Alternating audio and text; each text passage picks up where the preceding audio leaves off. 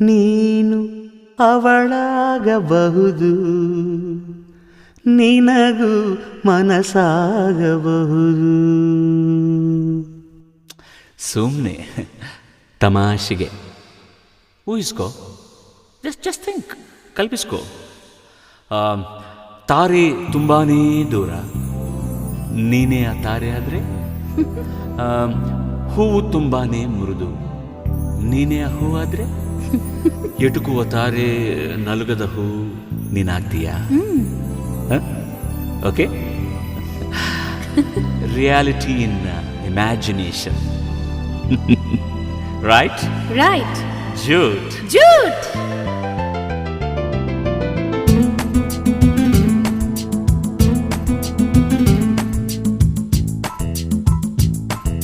ನೀನು ಅವಳಾಗಬಹುದು,